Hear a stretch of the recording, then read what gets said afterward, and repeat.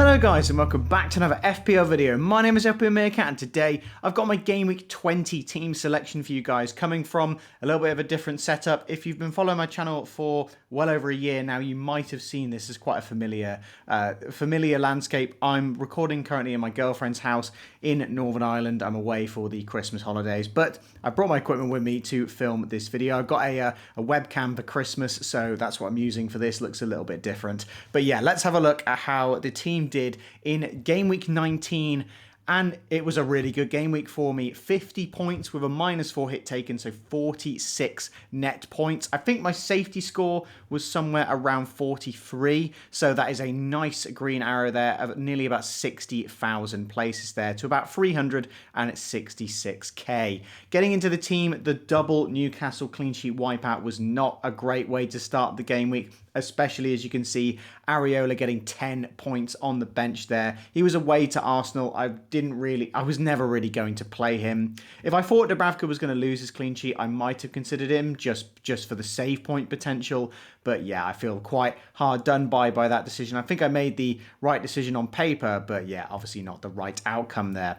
Porro getting 5 points, 2 bonus points despite conceding 4 goals was quite incredible from him. That's why we have him in our teams, because he's just so creative. So the hit I took was to get Trent and Archer into the team and take out Darwin and of course the injured Tsimikas, which was a net loss of 1 point there. Darwin finally returned. The week I got rid of him, it was to Burnley, so I could have probably seen that one coming. Trent and Darwin did get the same points, but I brought in Archer, who got 5 points, and I would have played a Nuri, who got 2 points. So I did lose 1 point there, but I think I have a much better team on paper. Darwin's just going to continue being a rotation risk, but he did do well in the last Newcastle game, so maybe he gets the nod in this one.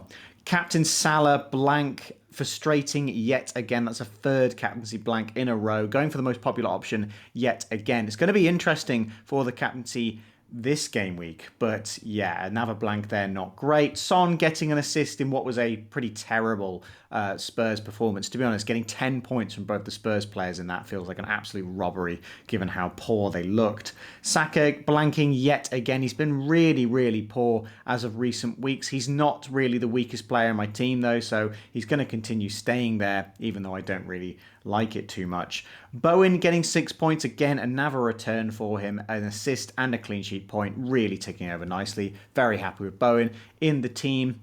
ALVAREZ finally returning as well. Archer I've already been over, and Watkins blanking wasn't great.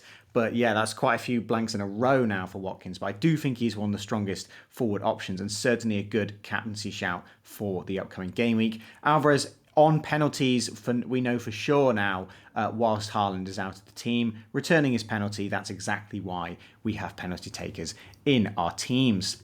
Moving on to how the Game Week 20 team is looking. I've got 0.7 million in the bank. I do have a free transfer, and I do have a Trippier on the bench, who definitely seems to be the weakest element of the team at the moment. There are so many defenders now who are potential options. I'm currently weighing up 4 different defensive transfers. The first is Ben White. You guys know that I absolutely love Ben White. He's definitely my favourite out of the Arsenal defenders. He's the best for bonus points. He's the best for attacking output in terms of assists. He is a bit more expensive and he's not quite nailed, but with Tomiyasu injured, I think he will continue to start. And he put up a monstrous 0.51 expected assists in the game against West Ham. He was very unlucky not to get an assist in that game.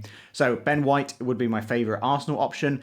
Alex Moreno is someone who I'm also weighing up from Aston Villa. Digne went off with an injury, and it looks like Alex Moreno will probably keep that place in the team for a few weeks. So yeah, I'm definitely weighing up getting him into the team, as he's looked incredibly attacking when he has played and has a really nice fixture against Burnley coming up. Estupinan has come back from injury, definitely considering getting him. Yes, the fixtures aren't great, and to be honest, for Brighton, well, they're good, but it's not great this week for a clean sheet. Brighton have not kept a single clean sheet all season, so I won't be getting him in for expecting any kind of clean sheets. It will specifically be for attacking returns, so I'm considering him, but he's probably lower down on the list. And Gusto is another option, a really attacking fullback for Chelsea. Fixtures are great for Chelsea. They look all right defensively. He will continue to play, and he's very cheap, is the main thing. So yeah, all four of those could be coming into the team for Trippier. That would be the move I make if I am to make a move. But of course, Salah and Son, and also Aït-Nouri as well in my team, will all be going to AFCON in Game Week 21. So I will have 3 players who aren't playing in my team. So they also need to be priority transfers out of the team. I haven't really looked too much into who I'm going to get in for those players.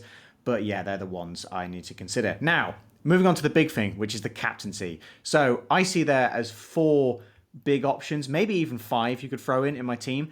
You've got Watkins, you've got ALVAREZ, you've got Salah, and you've got Son. You could potentially throw Saka in there and maybe Palmer, but I don't really like those two as they are away fixtures, and both of them haven't really looked that promising in the recent games. Palmer, since I've owned him, for only 1 game. So I am weighing up any of these 4 options, to be honest.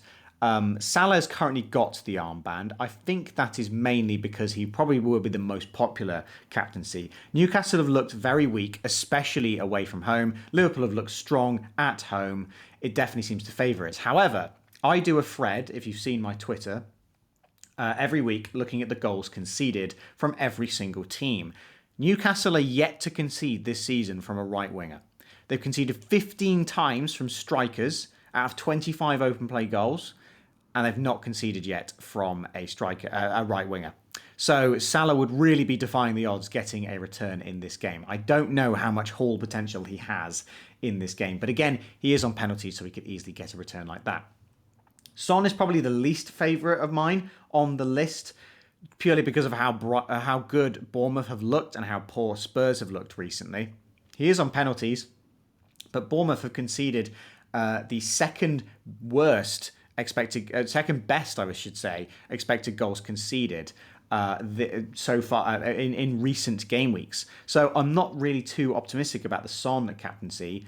Currently, the 2 front runners for me are Watkins and ALVAREZ, purely because of how good the fixtures are, and they are just both playing up front for incredibly good teams. ALVAREZ finally got a goal, and he's on penalties against a Sheffield United team who have looked far stronger recently, but again, it is still Sheffield United. It is still the same personnel. They could really secure the back. It could be a very frustrating game for Man City. But yeah, I think ALVAREZ is still a very solid captaincy pick. And Watkins, who I do think is my favourite pick at the moment, despite his recent form. The home fixture against Burnley, I do think really suits Watkins. But yeah, it could be any of these 4, to be honest. I think currently, I know in the graphic it says it's Salah. Currently, I'm leaning on Watkins for the captaincy. It is very tough, though, between those 4. Also, Palmer and Saka do have a shout. And Bowen's not a bad option as well against Brighton, who have been very poor defensively. To be honest, the team looks incredibly good when I'm considering captaincy on basically anyone apart from Areola and Aït-Nouri. Even Porro, I think, has got a shout there. But yeah, it's incredibly tough for the captaincy here. And do you think I should even be making a transfer? I do want to get rid of Trippier, as he does take up funds. However, we don't really need funds at the moment. And Aït-Nouri against Everton is not really that bad of a pick anyway. It's just because of how good the other picks could be. I really do like the look of Alex Moreno. So yeah, it will be a tough call, and I'll make my final team posted on my Twitter on Saturday morning. Going on to the mini league team of the game week, 61 points is the lowest total in a long, long time for the top score in the mini league, I will say. Flying Peaky, the team name. Considering I got 46 and I was actually pretty high up on the rankings, it was quite a low scoring game week. There wasn't really too many players that went massive, but one player who did go massive, who this guy happened to have in his team, was Hwang Hee-chan, getting 14 points. And it could have been a hell of a lot more if he hadn't gone off injured in the first half. Captain SALAH as well, getting those few extra points over the likes of me who captained Salah, getting those 3 extra points. ALVAREZ return, Son and Porro returns, Trent returns. To be honest, not many points from any other players. It was just mainly Hwang Hee-chan absolutely carrying the team there. And I think his transfer was Simicast to Gabriel, so gaining an extra point there with the transfer. But yeah, a really, really solid game week score for Flying Peaky. And going on to the leaderboard, of course, I didn't show the leaderboard last game week because I didn't have the time to make it. And to be honest, not really much has changed. Last game week was an absolutely massive score. I think second place was on about 60. First place was on 82. So, yeah, it was an absolute wipeout, I think it was. He might have triple captained SALAH. I think, yeah, triple captain SALAH was the reason why that team did so well. But yeah, Harvey's still the only person with 2 gold medals. We've got a lot of people with 3 top 3s and a gold medal.